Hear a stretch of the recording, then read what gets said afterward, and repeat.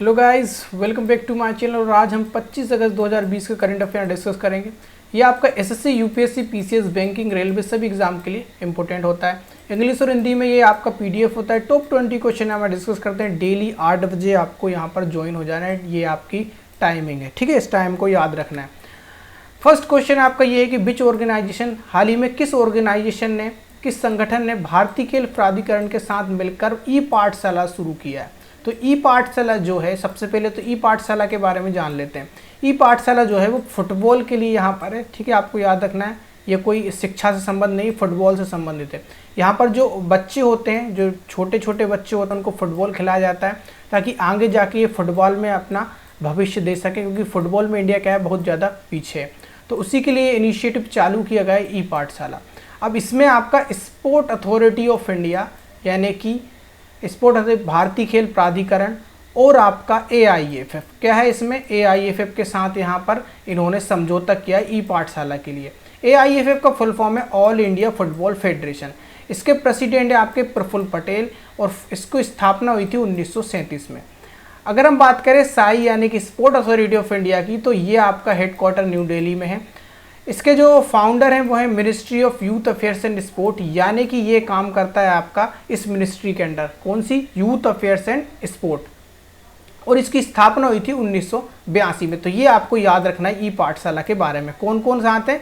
Sport authority of India ने हाथ मिलाया है किसके साथ? ऑल इंडिया फुटबॉल फेडरेशन के साथ। बच्चों को फुटबॉल के लिए, खेलने के लिए बढ़ावा देना, ये इनका काम रहेगा। अब बात करें सेकंड क्वेश्चन की। Telangana chief minister has honoured poet आपका तिरुनगरी रामानुजम को निम्नलिखित में किस प्रकार से सम्मानित किया है। तो ये दिया है आपका तेलंगाना के मुख्यमंत्री ने। तेलंगाना के मुख्यमंत्री कौन है? के चंद्रशेखर राव हैं, ठीक है। ये आप देख सकते हैं इमेज में। किनको दिया इन्होंने? तिरुनगरी रामानुजम को। कौन सा अवार्ड दिया है? दशरथी पुरस्कार। तो इसका आंसर क्या होगा? दशरथी पुरस्कार। इसमें कितनी राशि दी जाती है? इसमें 1 लाख रुपए की राशि दी जाती है। 1 लाख से थोड़ा ज़्यादा है, ठीक है, अप्रोक्स। तो अप्रोक्स 1 लाख है। अब यहाँ पर जो तेलंगाना है उसका फॉर्मेशन हुआ था 2 जून 2014 को। कैपिटल इसकी हैदराबाद है। डिस्ट्रिक्ट इसमें 33 हैं, और इसके जो गवर्नर है वो तमिलसाई सौंदरराजन है। अब यहाँ पर एक और क्वेश्चन बन सकता है कि इनको दूसरा नाम भी दिया है सीएम ने, इनको मॉडर्न डे ऑफ, यहाँ पर इनको विष्णु कहा जाता है, महाविष्णु, ठीक है। तो ये भी आपको याद रखना है। यहाँ से आपका क्वेश्चन यही बनेगा। नेक्स्ट जो क्वेश्चन है वो, who among the following will release the book the greatest secret in November. हाल ही में नवंबर में रिलीज होने वाली है एक बुक जिसका नाम है द ग्रेटेस्ट सीक्रेट।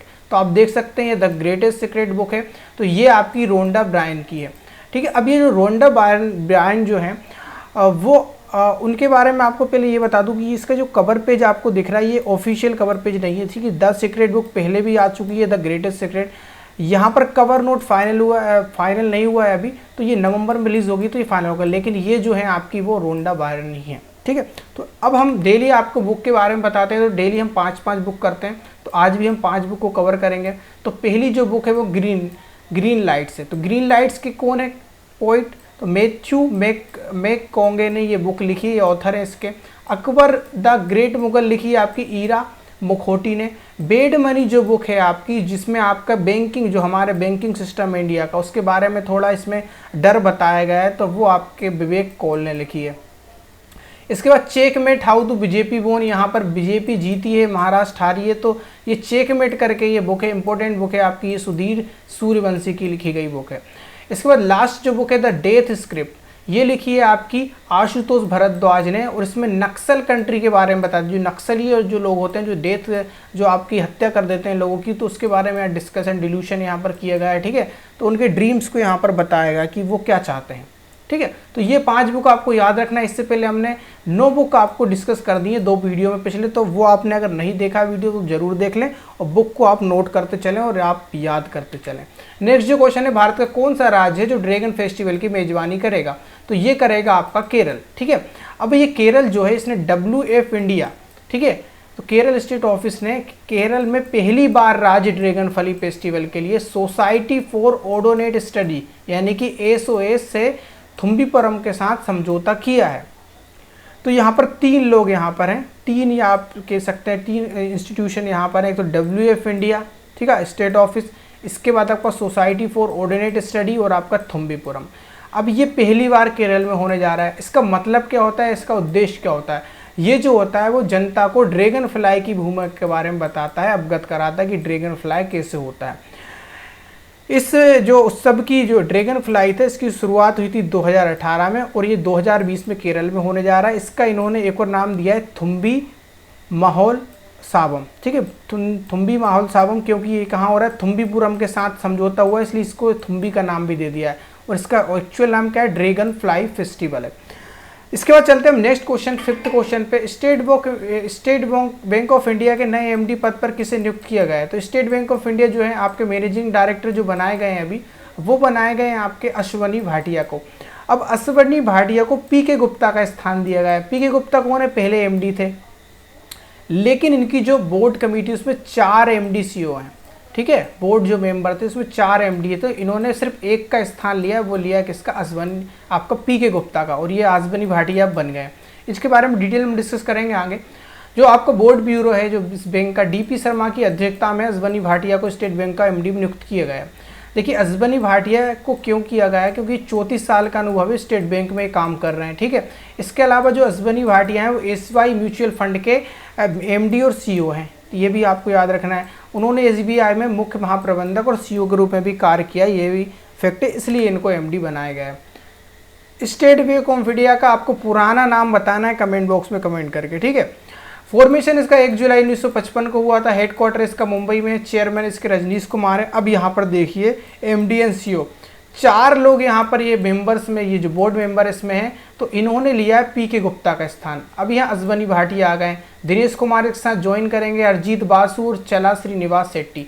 तो देखिए क्वेश्चन यहाँ से आप कहीं बन सकता है, इनमें से ऑप्शन आपको याद रखना है, एसबीआई इंपॉर्टेंट बैंक है, ठीक है। एसबीआई के सीईओ हैं जो सीएफओ यानी कि चीफ फाइनेंस ऑफिसर जो है वो है आपके चलासानी वेंकट नागेश्वर, इनको एडिशनल चार्ज मिला हुआ है। एसबीआई लाइफ इंश्योरेंस के जो हेड है वो है महेश कुमार शर्मा। एसबीआई कार्ड के जो हेड है वो अश्वनी कुमार तिवारी हैं। एसबीआई म्यूचुअल फंड के हेड जो हैं वो अश्वनी भाटिया हैं, जो कि अभी आपके एमडी बन चुके हैं। टैगलाइन की बात करें, the banker to every Indian. देखिए इसकी जो टैगलाइन है आपको याद रखना है, the banker to every Indian, हर भारतीय का बैंक, हिंदी में इसको कहा जाता है। या फिर इसकी दूसरी टैगलाइन ही पूछी जाती है, प्योर बैंकिंग नथिंग एल्स, ठीक है, ये भी आपको याद रखना है। और भारत का नंबर 1 बैंक जो है वो स्टेट बैंक ऑफ इंडिया, जिसमें सबसे ज़्यादा अकाउंट ओपन किए गए हैं, ठीक है। तुर्की की बात कर रहे हैं, तुर्की ने ब्लैक सी में कितने बिलियन क्यूबिक मीटर प्राकृतिक गैस की खोज कर ली है? तो यहाँ पर जो नेचुरल गैस मिली है टर्की को, वो मिली है आपकी 320 बिलियन क्यूबिक मीटर। अब ये कहाँ मिली है, तो आप यहाँ मैप में देखिए, यहाँ पर ये जो एरिया है बुल्गारिया के बगल में, बुल्गारिया के बगल में, ये कंट्री बुल्गारिया है इसके बगल में, और यहाँ पे इसकी कैपिटल है अंकारा, ठीक है, यहाँ पे। तो यहाँ से यहाँ पे ये ब्लैक सी में इनको ये नेचुरल गैस में जो आपकी नेचुरल गैस मिली है, ठीक है, इसको कहा जाता है ब्लैक सी, ठीक है। तो ये जो हिस्सा आया है वो टर्की के अंडर आता है। अब यहाँ पर ये इसके मिलने से इनको क्या बेनिफिट हुआ है? देखिए इनका जो कंजप्शन होता था, यानी कि साल का कंजप्शन जो होता था नेचुरल गैस का, वो होता था 44.9, मतलब कि 44% आप मान सकते हैं, 45 बिलियन क्यूबिक मीटर होता था। अब इनको कितना मिल गया? इनको मिल गया 320 क्यूबिक मिल गया, यानी कि 1/7 इनको यहाँ पर 7 गुना ज़्यादा आप मान सकते हैं, 7 से भी ज़्यादा है ये, ठीक है, 8 ही है पूरा। अब देखिए यहाँ पर अब इनका जो 45 जो बिलियन क्यूबिक मीटर जो इनका कंजप्शन होता था ईयरली, अब इनको गैस मिल गई 320। तो अब ये क्या करेंगे कि किसी देश पर निर्भर नहीं रहेंगे, बल्कि किसी और दूसरे को अपने ऊपर निर्भर कर देंगे। पहले ये क्या करते थे, नेचुरल गैस के लिए रसिया से यहाँ पर लेते थे, रसिया के सिवा ईरान से भी लेते थे, ईरान से भी समझौता करते थे। तो अब ये इनको ज़रूरत नहीं पड़ेगी। इसके बाद एक और चीज़ यहाँ पर नाटो के बारे में आती है। नाटो का फुल फॉर्म आपको मुझे कमेंट बॉक्स में कमेंट करके बताना है कि नाटो कौन सी ट्रीटी है, ठीक है। इसके अलावा जो नाटो में आपका एक देश था ग्रीस, तो उनसे भी इनके विवाद चल रहे थे, तो उसमें भी यहाँ पर अब कुछ हद तक ये सोल्व हो सकेंगे। टर्की के बारे में बात करें तो कैपिटल इसकी अंकारा है और जो करेंसी है वो आपकी लीरा है, तो ये आपको याद रखना है। नेक्स्ट जो यहाँ पर थोड़ी सी डिटेल आपके लिए वही सब लिखा हुआ है। देखिए टर्की ब्लैक सी में 320 बिलियन क्यूबिक मीटर का प्राकृतिक गैस संस्थान को मिल गया है। अब ये अन्य देशों पर नहीं रहेंगे, जैसे कि ईरान, रूस और इराक पर आत्मनिर्भर थे, तो अब यहाँ से ये आत्मनिर्भर नहीं रहेंगे। अच्छा ये इंपॉर्टेंट चीज़ ये है कि 2024 तक जो प्राकृतिक गैस है, जिनको नेचुरल गैस मिली है, वो अब स्थानीय लोगों तक 2024 तक ये टारगेट रखा है कि इनके सिटीजन्स तक ये जो नेचुरल गैस है वो पहुंचा देंगे। ठीक है, और यहाँ पर नाटो के साथ ग्रीस और देश तुर्की के बीच चल रहे तनाव में भी यहाँ पर खोज काफ़ी अहम हो जाएगी। ठीक है, नेक्स्ट जो है, किस देश की सेना ने चीनी नेविगेशन प्रणाली BDOU का उपयोग करने की घोषणा की है? तो ये BDOU जो है वो आपकी चाइनीज़ का एक GPS सिस्टम है और ये घोषणा की है इन्होंने पाकिस्तान के साथ। ठीक है, अब ये क्या होगा, देखिए पाकिस्तान के साथ इन्होंने यहाँ पर ये चीनी नेविगेशन पाकिस्तान की मदद करेगा, उससे अब पाकिस्तान भी ये यहाँ पर देख सकते हैं। सबसे पहले तो ये जान लेते हैं, ये BDOU जो है उसमें अगर हम बात करें दूसरे GPS सिस्टम से, GPS का फुल फॉर्म होता है ग्लोबल पोजिशनिंग सिस्टम। इसके बारे में एक अलग से वीडियो बनाने वाले हैं हम, तो उसको आप डिटेल में वहाँ पे हम डिस्कस करेंगे। तो थोड़ा सा आप जान लीजिए 10 मीटर की इसकी सटीकता है, मतलब एक्यूरेसी की बात करें तो सबसे ज़्यादा इसकी है ग्लोबल एरिया में। तो पूरे एरिया में 10 मीटर तक का ये सटीक एकदम एक्यूरेट होता है ये। इसके बाद आता है सेकेंड नंबर पर GPS। ये जो GPS है ये अमेरिका का है, इसका नाम GPS ये अमेरिका का है। BDOU कहाँ का है? चाइना का है। इसकी कितनी सटीकता है, इसकी कितनी एक्यूरेसी? 7.8 मीटर तक है। अब बात करते हैं गैलीलियो की सटीकता। ये एक यूरोपियन जो कंट्री है, आपकी यूरोपियन जो कंट्रीज होती हैं उसकी GPS सिस्टम ये होता है, तो इसकी 4 मीटर है। अब ये ग्लोनास है, ग्लोनास कहाँ का है? ग्लोनास आपका रसिया का है, तो रसिया की कितनी? 4 से 7 मीटर के बीच है। तो ये 4 GPS है जो बड़े बड़े GPS हैं, इनकी सटीकता का, तो सबसे ऊपर आपका चाइना है। अब इसकी चाइना की हेल्प से अब ये जो हो जाएगा वो पाकिस्तान के पास पहुंच जाएगा। अब पाकिस्तान इतनी बड़ी GPS सिस्टम को ले रहा है, तो इसका मतलब ये है कि पाकिस्तान को कुछ चाइना को देना पड़ेगा। देखिए पाकिस्तान के पास खाने के लिए नहीं है, तो वो इस GPS सिस्टम का खर्चा कैसे उठाएगा, वो क्या करेगा? तो ये क्या करता है चाइना, कि चाइना एक लैंड माफिया है। अब ये क्या करेगा, पाकिस्तान की कुछ ज़मीन को ये हड़प लेगा, तो उसमें इसका खर्चा निकाल लेगा। ठीक है, तो इस तरीके से ये धीरे धीरे करके पाकिस्तान को चाइना में मिला रहा है। नेक्स्ट जो है यहाँ पर यही उसके बारे में दिया गया है। तो अभी यहाँ पे एक और चीज़ हो जाएगी, जो पाकिस्तान जो GPS सिस्टम था, यानी कि अमेरिका का जो सिस्टम था, उस पर अब निर्भर नहीं रहेगा, क्योंकि इनको क्या मिल गया? BDOU मिल गया। और BDOU सिस्टम जो है वो नंबर 1 सिस्टम है GPS के मामले में। ठीक है, नेक्स्ट जो क्वेश्चन है, वर्ष 2020 का USISPF लीडरशिप अवार्ड किसने जीता है?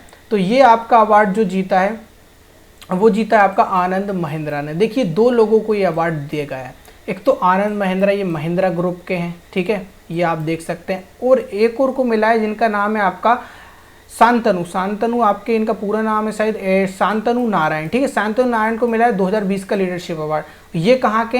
एडोब के अध्यक्ष हैं, एडोब के चेयरमैन हैं।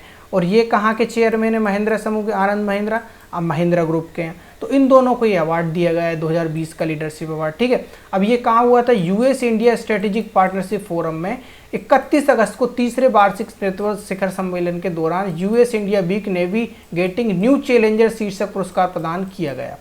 इस कार्यक्रम का समापन 30 सितंबर को होगा।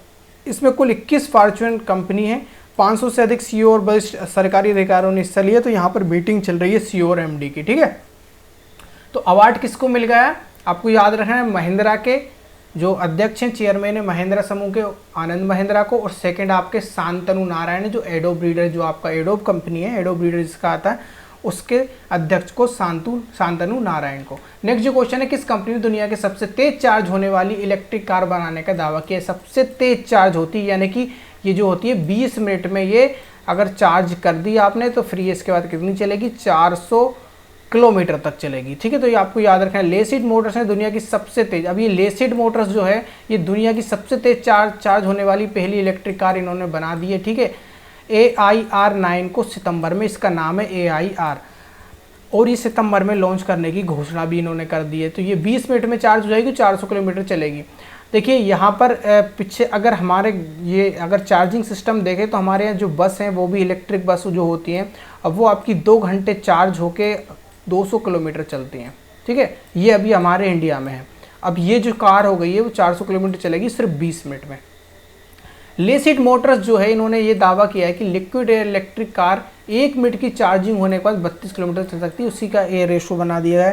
कार को तेज़ी से चार्ज करने के लिए 900 वोल्ट चार्जर का इस्तेमाल किया गया, इसलिए ये जल्दी चार्ज हो जाती है, जो कि 300 किलोवाट से ज़्यादा का पीक चार्जिंग रेट देता है। ठीक है, तो इलेक्ट्रिसिटी का यहाँ पर ज़्यादा से ज़्यादा यूज़ होने वाला है इस कार में। तो ये आपकी लूसिड मोटर्स। अब यहाँ से एक चीज़ आपको याद रखना है, ये लूसिड मोटर जो है वो अमेरिका की कंपनी है। कहाँ की कंपनी है? अमेरिका की कंपनी है। चलते हैं हम नेक्स्ट क्वेश्चन पे। Who got the Tenzing Norgay national adventure award 2019 का हाल ही में तेनजिंग नोर्गे राष्ट्रीय साहसिक पुरस्कार मिला है, तो ये मिला है आपका गजानन यादव को। ठीक है, ये यादव है। तो कमांडर गजानन यादव को ये दिया गया है। तो आप ये देख सकते हैं इंडियन एयरफोर्स ने एक ट्वीट भी किया था कि इन्होंने क्या किया था कि 2900 जंप की थी जब तक ये अवार्ड मिला था। उससे पहले ये 2900 जंप कर चुके थे। तो ये पूरे पैरासूट जंप होती है, आप देख सकते हैं यहाँ पर इमेज में आपको दिख रहा हो, तो पैरासूट जंप ये होती है। तो ये जो है आपके कमांडर गजेंद्र यादव को है, उनको ये तेनजिंग नोर्गे राष्ट्रीय साहसिक पुरस्कार मिला है। इन्होंने 2900 जंप करी हैं टोटल। अब यहाँ पर एक और पुरस्कार दिया गया है 21 अगस्त को, ये डेट आपको याद रखनी है। 21 अगस्त को ये अवार्ड दिया गया है। कौन सा अवार्ड दिया गया है? यहाँ पर ये मिला है राष्ट्रीय खेल प्रोत्साहन पुरस्कार 2020। ठीक है, तो ये अवार्डेड जो है ये दिया गया है आपका एयरफोर्स को, एयरफोर्स स्पोर्ट कंट्रोल बोर्ड को। ठीक है, तो ये भी आपको याद रखना है। अब देखिए, तो ये जो है आपका गजेंद्र यादव, इनका नाम याद रखना है, इनको मिला है Tenzing Norgay national Avenger award. इसके बाद चलते हैं हम नेक्स्ट क्वेश्चन पे। भारत ने कोरोना वायरस टेस्ट के मामले में कौन सा स्थान हासिल कर लिया है? तो ये जो हासिल किया स्थान, ये आपका तीसरे स्थान पर आ गया है। पहले पे कौन है? आपका चीन है, दूसरे पे आपका अमेरिका है, भारत तीसरे स्थान पे आ गया है। टेस्टिंग के मामले में ये बात हो रही है। ठीक है, तो टेस्टिंग करने में, क्योंकि भारत ने पहली बार एक दिन में 10 लाख से ज़्यादा टेस्ट किए हैं, और जबकि अब तक 3.5 करोड़ टेस्ट किए जा चुके हैं भारत में। तो कोरोना यहाँ पर वायरस यहाँ पर हावी हो रहा है धीरे धीरे। सरदार पटेल राष्ट्रीय एकता पुरस्कार के लिए ऑनलाइन नामांकन प्रक्रिया को कब तक बढ़ा दिया गया है? तो ये जो प्रक्रिया है वो आपका 31 अक्टूबर तक बढ़ा दिया गया है। देखिए 31 अक्टूबर को तो ये अवार्ड दिए जाते थे, अब ये नॉमिनेशन 31 अक्टूबर तक बढ़ेगा। क्यों 31 अक्टूबर है? क्योंकि ये सरदार वल्लभ भाई की क्या है, जन्मतिथि भी है, जिसको हम बोलते हैं यूनिटी डे। क्या बोलते हैं? ये यूनिटी डे बोलते हैं। अब सरदार वल्लभ भाई से कई क्वेश्चन आपके बनते हैं। जो सरदार वल्लभ भाई हैं, इनकी ये मूर्ति है, इसकी हाइट जो है वो 182 मीटर है। तो आपको याद रखना है, इसको कहा जाता है, क्या कहा जाता है? स्टैचू ऑफ यूनिटी कहा जाता है। कहाँ पर है ये? अब ये आपको कमेंट बॉक्स में करके बताना है कहाँ पर है ये। ठीक है, कहाँ पर है? बड़ोदरा में है, अहमदाबाद में है, या सूरत में है? ठीक है, आप बताएंगे कमेंट करके।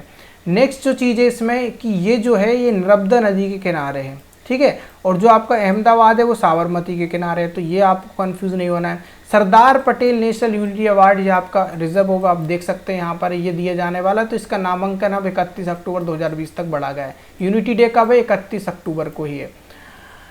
इसके बाद चलते हैं हम नेक्स्ट क्वेश्चन पे। इनमें से किस देश के संसद के निचले सदन हाउस में रिपब्लिक्स के विरोध के बावजूद representative postal service bill pass हो गया है? तो ये हो गया आपका अमेरिकी संसद में। कहाँ पास हो गया है? अमेरिकी संसद में, यानी कि अमेरिकन पार्लियामेंट में। ठीक है, अब लोअर हाउस में तो ये पास हो गया है, लेकिन ये अभी हायर जो आपका उच्च सदन जो होता है, जिसको हम हायर हाउस बोलते हैं, उसमें जाना है। तो हायर हाउस को यहाँ पर क्या बोलते हैं? अमेरिका के सेनेट बोला जाता है। क्या बोला जाता है? सेनेट बोला जाता है।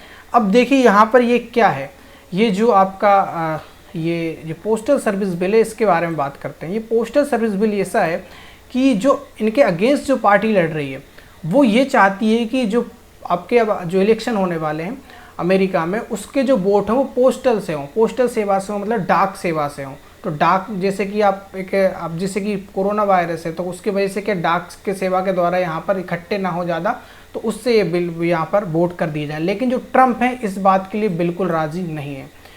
अब अगर ये मान लीजिए ये जो सीनेट है, सीनेट में अगर ये पास भी हो जाता है, तो यहाँ पर जो सबसे फाइनली जो साइन करता है वो राष्ट्रपति ही करता है।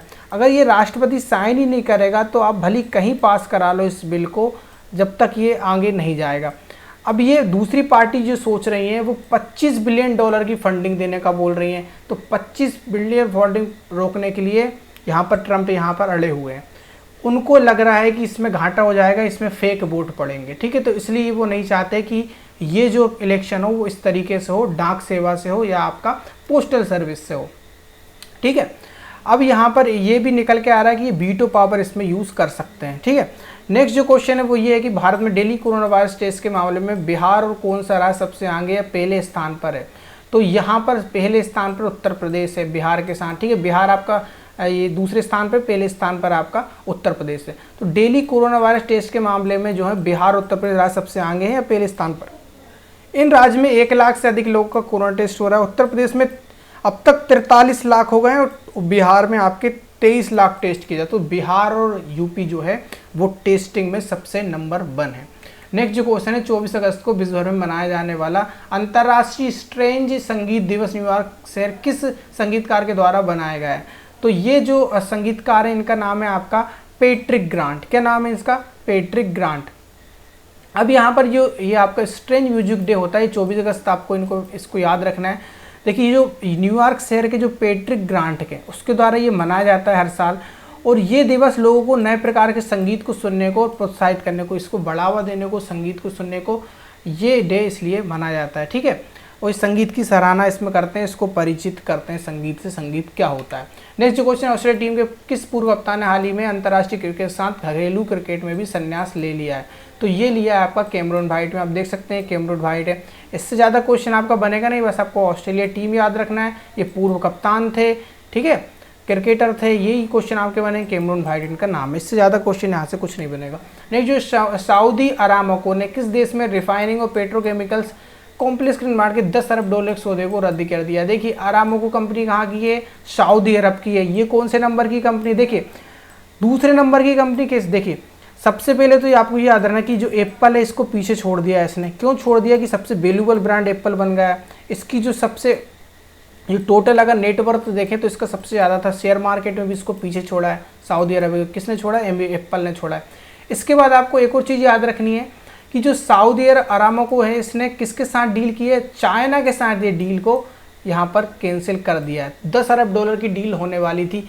क्यों ऐसा किया? कि सऊदी अरब जो है आप ये देख सकते हैं कि अमेरिका के साथ इसके रिलेशनशिप बहुत अच्छे हैं, ठीक है, इसलिए भी ये हो सकता है। ये पॉलिटिकल, अगर हम बात करें पॉलिटिकल, ये एक तरीका हो गया, पॉलिटिकल बेसिस सोचने का ये चीज़ है। लेकिन यहाँ पर सऊदी अरब को सबसे बड़ी प्रॉब्लम ये है कि यहाँ पर तेल के जो प्राइस घटे हुए हैं तो उसको बेसिस को बहुत घाटा हो चुका है, उसको यहाँ पर भरने के लिए ये 10 अरब डॉलर की इसने ये डील यहाँ पर कैंसिल कर दी। ये आपका वैलिड रीज़न है, ठीक है। तो चाइना के साथ ये जो डील है वो यहाँ पर कैंसिल कर दी गई। निम्न में से किस देश ने कोरोना वायरस की दूसरी वैक्सीन, इसका नाम है एपीवे कोरोना, ये बना ली गई है। तो अब ये सेकेंड वैक्सीन भी बन गई है, फर्स्ट वैक्सीन भी बन गई है। ये देश जो है आपका कौन सा है? रसिया है। तो रूस ने आपकी 2 वैक्सीन बना ली इतने जल्दी। अब ये जो है रूस ने जो पहली वैक्सीन बनाई थी वो थी आपकी स्पुतनिक बी, ठीक है। अब इसके कई दुष्प्रभाव थे। क्या हो रहा था? इसमें इन्फेक्शन हो रहा था, बुखार ज़्यादा तेज आ रहा था, ठीक है। और इन्होंने जो लास्ट जो परीक्षण था, जो लास्ट इनकी स्टेज थी, उसमें भी 100 लोगों पर परीक्षण करके ये वैक्सीन को आगे भेज दिया और वैक्सीन को यहाँ पर अप्रूव कर दिया। तो अब ये सेकेंड जो वैक्सीन बनी है एपीवे कोरोना, इसमें ये बता रहा है कि इसमें कोई साइड इफेक्ट नहीं है, ठीक है। तो अब ये देखते हैं क्या होता है आगे इसमें भी। तो इन्होंने इसको भी अप्रूव कर दिया, दूसरी वैक्सीन भी इन्होंने बना दी और इसका ये दावा कर रहे हैं कि इसमें कोई दुष्प्रभाव नहीं है। 19th नंबर का क्वेश्चन है, name the mobile app launch by the NHAI. NHAI का मतलब होता है आपका national highway authority of India to monitor the plantation and transplantation of trees along the highways. तो मोबाइल ऐप का नाम बताना है जिसने वृक्षारोपण रोपाई निगरानी के लिए नाई के द्वारा शुरू की गई। ये नाई जो है national highway authority of India है। तो ये इसका नाम है हरित पथ। अब क्या होगा? रोड के जो आसपास हैं तो प्लांटेशन होंगे, तो उसलिए ये जो है हरित पथ होगा, ठीक है आपका। अब ये जो हरित, आपको यहाँ से क्वेश्चन ये बनेगा कि ये रोड जो है उसके जो रोड ट्रांसपोर्टेशन के मिनिस्टर कौन है? तो ये आपके नितिन गडकरी हैं, ठीक है। यहाँ से आपके क्वेश्चन बनते हैं। अब ये थोड़ा नाई के बारे में बात कर लेते हैं। देखिए नाई के बारे में आपको बात ये जो है इसकी स्थापना हुई थी आपकी 1988 में और सुखविंदर सिंह जो है इसके चेयरमैन है। तो यही आपका national highway authority of India है। नेक्स्ट और लास्ट क्वेश्चन जो है हमने ऑलरेडी डिस्कस कर लिया, ये रिपीट होगा ये क्वेश्चन इसी पीडीएफ में। तो who among the following has been selected 2000 leadership award US India strategic partnership forum.